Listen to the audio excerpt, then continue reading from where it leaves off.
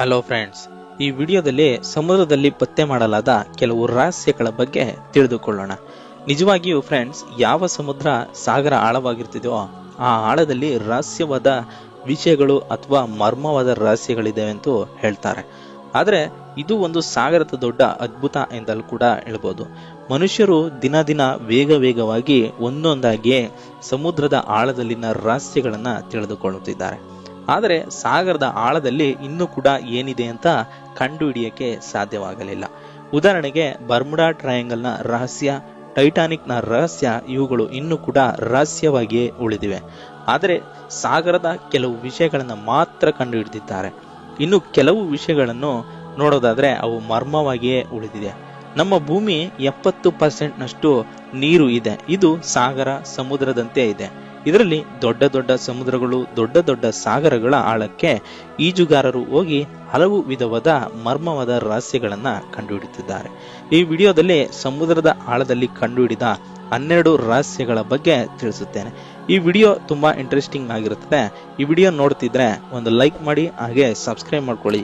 ಮತ್ತೆ ಹೊಸ ವಿಡಿಯೋಗಳ ನೋಟಿಫಿಕೇಶನ್ಗಾಗಿ ಪಕ್ಕದಲ್ಲಿರೋ ಬೆಲ್ ಐಕನ್ ಕೂಡ ಒತ್ತಿ.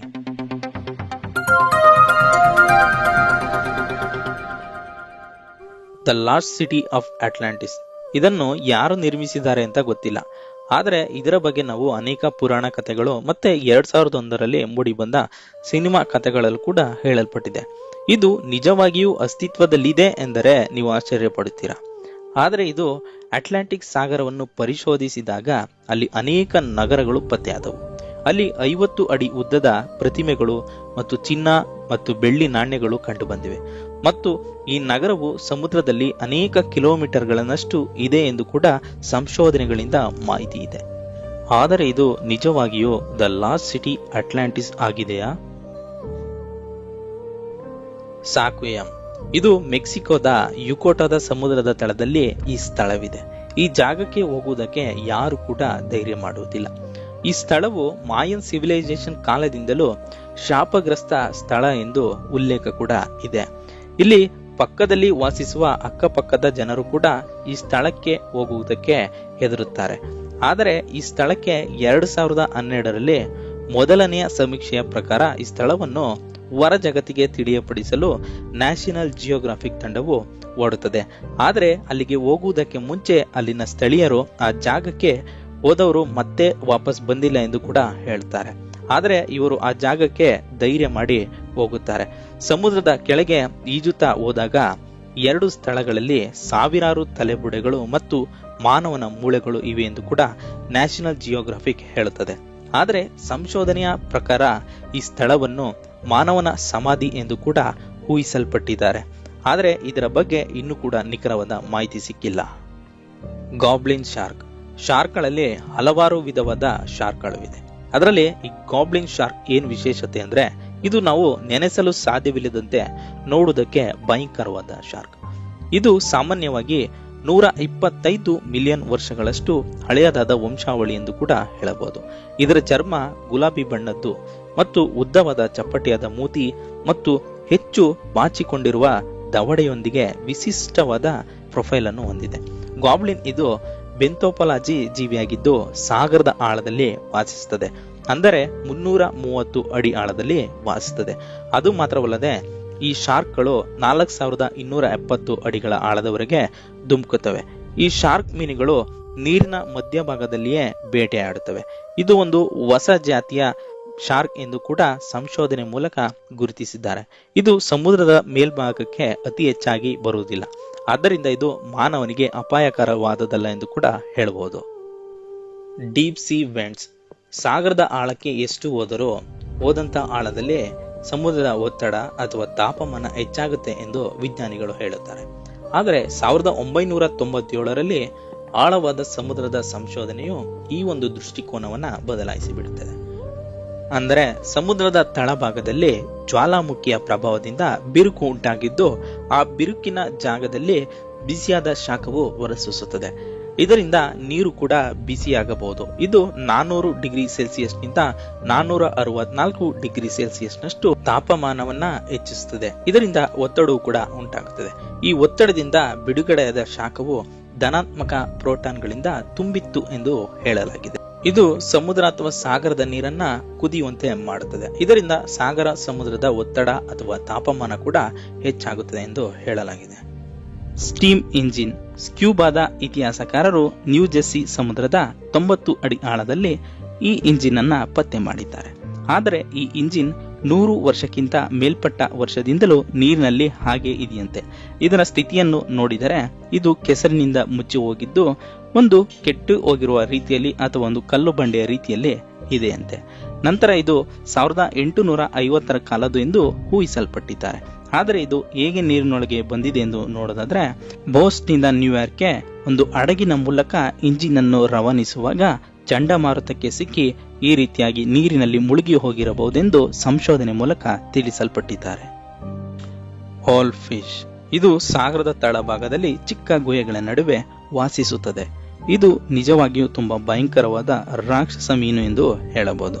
ಇದು ಮನುಷ್ಯರನ್ನೇ ಬೇಟೆಯಾಡುವಷ್ಟು ಹಲ್ಲುಗಳನ್ನ ಹೊಂದಿದೆ. ಆದ್ದರಿಂದ ಈ ಮೀನನ್ನು ಕಂಡರೆ ಸ್ವಲ್ಪ ಎಲ್ಲರೂ ಕೂಡ ದೂರ ಹೋಗುತ್ತಾರೆ. ಇದರ ಕಣ್ಣು, ಮೂಗು ಮತ್ತು ಬಾಯಿಯನ್ನ ನೋಡಿದರೆ ಒಂದು ಮಾನ್ಸ್ಟರ್ ಮೀನಿನ ರೀತಿ ಇದೆ. ಇದು ಸಮುದ್ರದ ತಳಭಾಗದಲ್ಲಿ ಚಿಕ್ಕ ಗುಹೆಗಳಲ್ಲಿ ವಾಸಿಸುತ್ತಿರುವುದರಿಂದ ಇದರ ಬಣ್ಣವು ಕೂಡ ಕಲ್ಲಿನ ರೀತಿಯಲ್ಲಿ ಇರುತ್ತದೆ.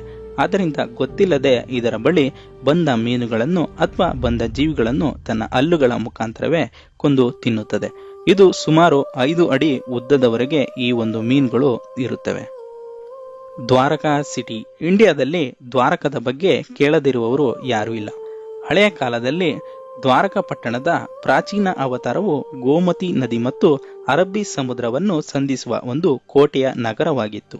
ಇದು ಸುಮಾರು 84 ಕಿಲೋಮೀಟರ್ ವರೆಗೆ ವ್ಯಾಪಿಸಿತ್ತು ಎಂದು ಕೂಡ ಹೇಳಲಾಗಿದೆ. ಆದರೆ ಪಠ್ಯದ ಪ್ರಕಾರ ಕೃಷ್ಣನ ಮರಣದ ನಂತರ ಅರಬ್ಬಿ ಸಮುದ್ರದ ಕೆಳಗೆ ಮುಳುಗಿ ಹೋಗುತ್ತದೆ. ಆದರೆ ಈಗ ದ್ವಾರಕ ಎಂಬ ನಗರವು ಇಲ್ಲದಂತಾಗಿದೆ. ಆದರೆ ಇದು ಭಾರತದ ಗುಜರಾತಿನ ಗೋಮತಿ ನದಿಯ ಬಲದಂಡೆಯ ಅರಬ್ಬಿ ಸಮುದ್ರಕ್ಕೆ ಎದುರಾಗಿ ಇರುವ ಒಂದು ಕೊಲ್ಲಿಯ ಮುಖಭಾಗದಲ್ಲಿ ಇದೆ ಎಂದು ಹೇಳಲಾಗಿದೆ. ಇದು 9000 ವರ್ಷಗಳ ಹಿಂದೆಯೇ ನೀರಿನಲ್ಲಿ ಮುಳುಗಿ ಹೋಗಿದೆ ಎಂದು ಕೂಡ ಹೇಳಲಾಗಿದೆ. River under C. ಇದನ್ನು ಬ್ಲಾಕ್ ಸಿ ಅಂಡರ್ನಲ್ಲಿ ಇರುವ 115 ಅಡಿ ಆಳ ಹಾಗೂ 1 ಕಿಲೋಮೀಟರ್ ಅಗಲವಿರುವ ಒಂದು ಭೂಗತ ನದಿಯಂತೆ ಕಾಣುವ ಒಂದು ನದಿಯನ್ನ ಕಂಡುಹಿಡಿದಿದ್ದಾರೆ. ಇದು ಬೋಸ್ಫರಸ್ ಜಲಸಂಧಿಯಿಂದ ಅಟ್ಲಾಂಟಿಕ್ ಸಾಗರವನ್ನು ಸೇರಿಸುವ ಒಂದು ಜಲಸಂಧಿಯಾಗಿದೆ. ಇದು ಸಾಗರದೊಳಗಿನ ಭೂಗತ ನದಿಯಂತೆ ಕಂಡರೂ ಇದರಲ್ಲಿ 10 ಪಟ್ಟು ಹೆಚ್ಚಿನ ನೀರು ಹರಿಯುತ್ತದೆ. ಅಂದರೆ ಗಂಟೆಗೆ 6 ಕಿಲೋಮೀಟರ್ ವೇಗದಲ್ಲಿ ನೀರು ಹರಿಯುತ್ತದೆ. ಇದೇನಾದ್ರೂ ಮೇಲ್ಭಾಗದಲ್ಲಿ ಹರಿಯುವ ನದಿಯಾಗಿದ್ದರೆ ವಿಶ್ವದ 6ನೇ ದೊಡ್ಡ ನದಿಯಾಗುತ್ತಿತ್ತು. Joint squid. ಹಲವಾರು ಪುರಾಣ ಕಥೆಗಳಲ್ಲಿ ದೊಡ್ಡ ದೊಡ್ಡ ಜೀವಿಗಳು ಇದ್ದವು ಎಂದು ಕೇಳಿದ್ದೇವೆ. ಆದರೆ ಅದು ನಿಜ. ಅದೇ ಈ ರಾಕ್ಷಸ ಸ್ಕ್ವಿಡ್. ಇದನ್ನ 2006ರಲ್ಲಿ ಸಮುದ್ರದ ಆಳದಲ್ಲಿ ಈ ಜೀವಿ ಇರುವುದನ್ನ ಕಂಡುಹಿಡಿದಿದ್ದಾರೆ. ಆದರೆ ಇದಕ್ಕಿಂತ ದೊಡ್ಡ ದೊಡ್ಡ ಸ್ಕ್ವಿಡ್ಗಳನ್ನ ನೋಡಿದ್ದೇವೆ. ಆದರೆ ಇದು ಮನುಷ್ಯರೊಂದಿಗೆ ಪಳಗಿದೆ. ಇದರ ಕಣ್ಣುಗಳನ್ನ ನೋಡೋದಾದರೆ 10 ಇಂಚು ದೊಡ್ಡದಾಗಿದ್ದು ಮತ್ತು ಇದು 200 kg ತೂಗಬಹುದು ಎಂದು ಹೇಳಲಾಗಿದೆ. Joint Vora fish. ಸಾಗರದಲ್ಲಿ ಈ ಮೀನ್ ಹೋಗುವುದನ್ನ ನೋಡಿದರೆ ಒಂದು ಸ್ಕೂಲ್ ಬಸ್ ಮಾದರಿಯಲ್ಲಿ ಕಾಣಸಿಗುತ್ತದೆ. ಇದು 26 ಅಡಿ ಆಳದಲ್ಲಿ ಒಂದು ಹೊಳೆಯುವ ಪ್ರಕಾಶಮಾನವಾದ ನೀರಿನಲ್ಲಿ ಓಡಾಡುತ್ತಾ ಅಥವಾ ಚಲಿಸುತ್ತಾ ಇರುತ್ತದೆ. ಈ ಮೀನು 660 ಅಡಿ ಆಳದಿಂದ 3300 ಅಡಿ ಆಳದವರೆಗೂ ಈ ಮೀನು ಕಾಣಸಿಗುತ್ತದೆ. ಆದರೆ ಈ ಮೀನು ಸಮುದ್ರದ ಮೇಲ್ಭಾಗಕ್ಕೆ ಬರುವುದಿಲ್ಲ. ಅಕಸ್ಮಾತಾಗಿ ಬಂದರೂ ಕೂಡ ಹೆಚ್ಚು ಸಮಯದವರೆಗೆ ನೀರಿನ ಮೇಲ್ಭಾಗದಲ್ಲಿ ಇರುವುದಿಲ್ಲ. Private plane. ಸಮುದ್ರದ ತಳದಲ್ಲಿ ಹಲವಾರು ರಹಸ್ಯವಾದ ವಿಷಯಗಳು ಅಥವಾ ಮರ್ಮವಾದ ಸಂಗತಿಗಳು ಇವೆ ಎಂದು ವಿಜ್ಞಾನಿಗಳು ಹೇಳುತ್ತಾರೆ. ಅದೇ ರೀತಿ ಸಮುದ್ರದ ಆಳದಲ್ಲಿ ಒಂದು ವಿಮಾನವನ್ನ ಕಂಡುಹಿಡಿದಿದ್ದಾರೆ. ಇದರಲ್ಲಿ ಭಯಪಡುವಂತ ವಿಷಯ ಏನಂದ್ರೆ ಈ ವಿಮಾನದ ಒಳಗೆ ಪೈಲಟ್ ಕೂಡ ಇದ್ದಾರೆ. ಆದರೆ ಇದರಲ್ಲಿ ಅವರ ಎಲುಬುಗಳು ಮಾತ್ರ ನೋಡಬಹುದು. ಯಾವುದೋ ಒಂದು ಕಾರಣಕ್ಕೆ ಈ ವಿಮಾನ ನೀರಿನಲ್ಲಿ ಬಿದ್ದು ಹೋಗಿದೆ. ಆದರೆ ನೀರಿನೊಳಗೆ ಬಿದ್ದ ಕಾರಣ ಹೊರಗೆ ಬರದೆ ಅಲ್ಲೇ ಸತ್ತು ಹೋಗಿದ್ದಾರೆಂದು ಇದರಲ್ಲಿ ಕಾಣಸಿಗುವ ಎಲುಬುಗಳು ತಿಳಿಸುತ್ತವೆ. ಓಕೆ ಫ್ರೆಂಡ್ಸ್, ಇನ್ನು ಅನೇಕವಾದ ಸಂಗತಿಗಳು ಅಥವಾ ಮರ್ಮವಾದ ರಹಸ್ಯಗಳು ಇನ್ನೂ ಕೂಡ ಇದಾವೆ. ಅವುಗಳನ್ನ ಇನ್ನೊಂದು ವಿಡಿಯೋಗಳಲ್ಲಿ ನೋಡೋಣ. ಫ್ರೆಂಡ್ಸ್, ಈ ಒಂದು ವಿಡಿಯೋ ನಿಮಗೆ ಇಷ್ಟವಾಗಿದ್ರೆ ಈ ವಿಡಿಯೋಗೊಂದು ಲೈಕ್ ಮಾಡಿ, ಹಾಗೆ ಚಾನಲ್ ಅನ್ನು ಕೂಡ ಸಬ್ಸ್ಕ್ರೈಬ್ ಮಾಡಿ.